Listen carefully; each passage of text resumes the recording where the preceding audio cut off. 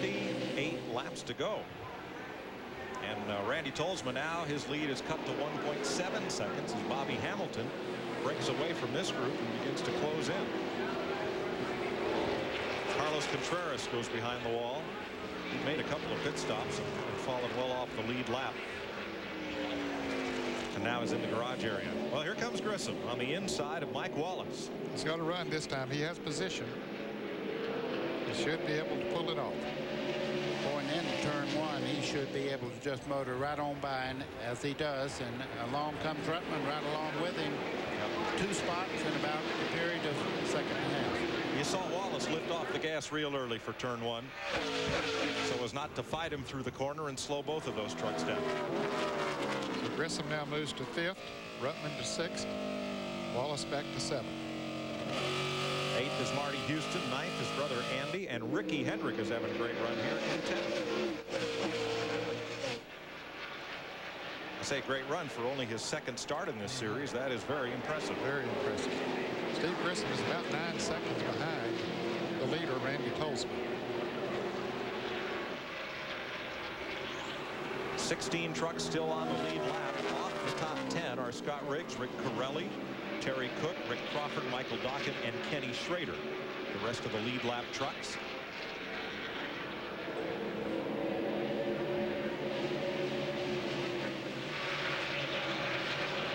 And the lead of Randy Tolsma is shortening. You see Bobby Hamilton right there, just 0.8 of a second back.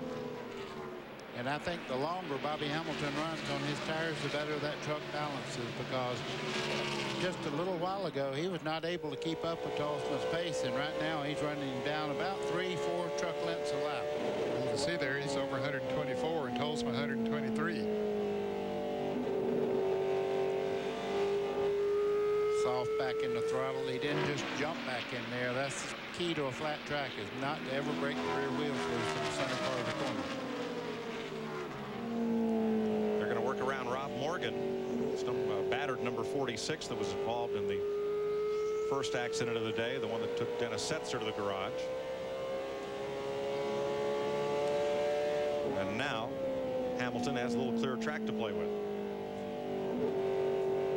See Tolsma's truck right in the center part of the corner there, just inch out. Let's see what he's doing down the straightaway. They've been turning about 8,800 down the back straightaway on RPMs. At 87 that time, just a little bit off of what they were running on fresh tires a while ago. Now what we did see, this track is banked 12 degrees, so it's not quite flat, but going in that corner we saw Tolsma put his left side tires down on the flat, go off the banking. Why? And that would to be maybe tighten the car or truck up as it starts in the corner there, letting the left side work a little more than the right, and then in the center part of the corner where the right really lays over, you have a fresher tire than if you just go in there and lean all the way over on the right tires. There you see he does it again, and here comes Hamilton right to him.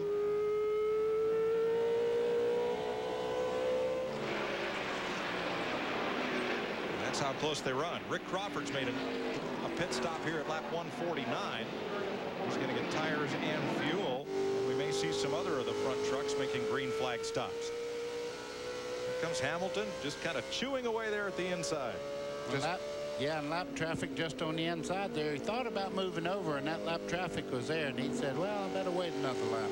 We're just waiting for that number 25 truck of Tolsma to make a little bit of a slip. Bobby's not going to press the issue.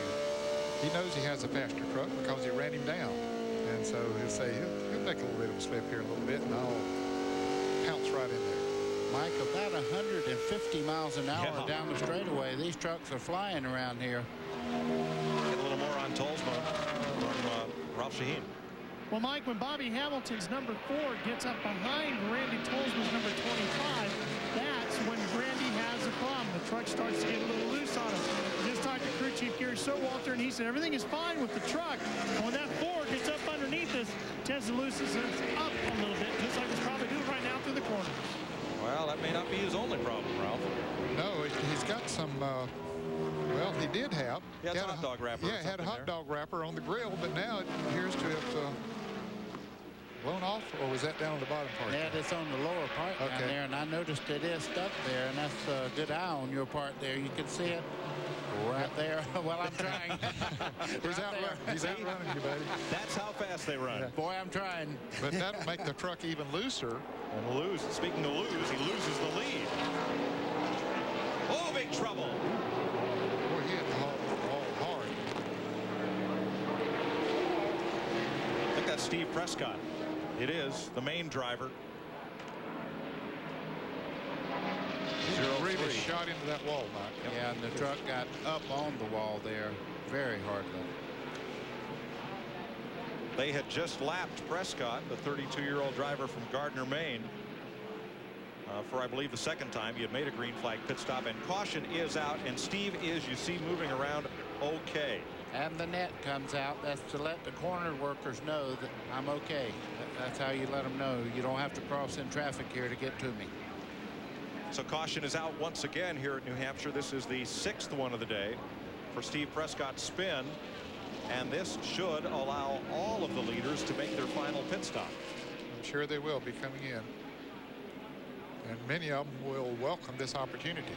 Mike, and that's a big break for the trucks that were having trouble getting fuel in, because under caution you have a little more time than you do under a green flag stop. Yeah, Kenny Schrader dodges another bullet and keeps from going a lap down. He was the last car on the lead lap. Prescott's going to climb out okay. And here come the leaders to pit road. Dick Berggren.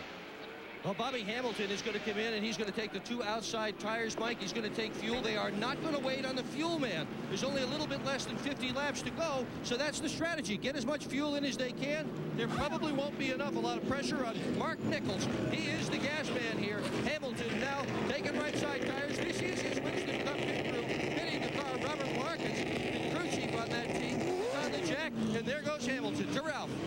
Well, for Randy Tolsma, they're taking left side tires. They wanted to take a look at the right rear. They felt like that tire might be getting a little old. This time, for sure, they think they got enough fuel in the truck. I want to give an attaboy to Kenny Schrader. Now, he was the last truck on the lead lap. He is still in the pit, but he was coming down pit lane, and Schrader could have driven across the nose of 2 trucks trying to leave the pit, but he slammed on the brakes, stayed out in the pit lane, and allowed those 2 trucks to leave before he went in his pit stall. He's going to come out the last truck just the way he went in, but he certainly avoided a couple of other trucks trying to get out from having a collision. Okay, we're good. We'll show you what happened to Steve Prescott here in a minute. We have 46 laps to go at New Hampshire. Stay with us. We'll be right back.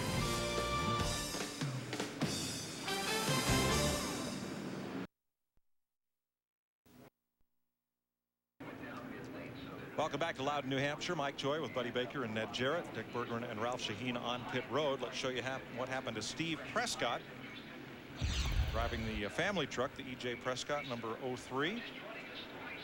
It was already out of control and headed towards the wall when our camera picked it up, but he hit that outside wall pretty hard. There's not a truck around him, so he did that by himself. He went down in the corner, and there's a lot of oil drying and different things on the outside of the racetrack now, so when he got up there, the truck just goes around on him. That is huge contact to the outside wall. Well, they call New Hampshire the granite state, and I'm not sure these walls are made of just concrete. They could be solid granite. They're hard. Bobby Hamilton is now second because Marty Houston did not pit. Hamilton was the first truck out of the pits, and we'll be back for the restart after this.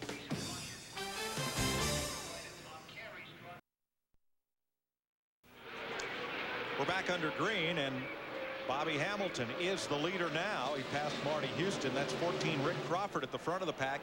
He got back on the lead lap on the restart, so he's on the tail end of the lead lap, and Hamilton is your leader once again. Crawford is in the 15th position, trying desperately to stay on the lead lap in case there was a caution. And I'll tell you that they've missed a couple of good opportunities to not have one back in the pack, because they were 4 wide there a couple of moments ago. There's Marty Houston losing second spot to the 99 of Kurt Busch, and here comes number 2 Mike Wallace with him.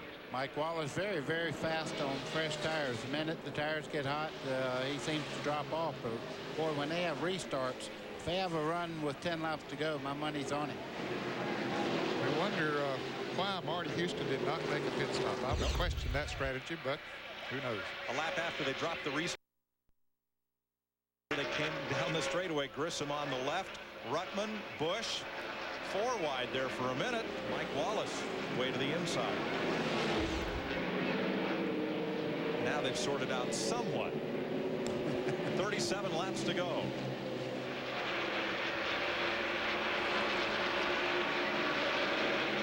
Here's Marty Houston, who now finds himself in 4th place. Still 16 trucks on the lead lap.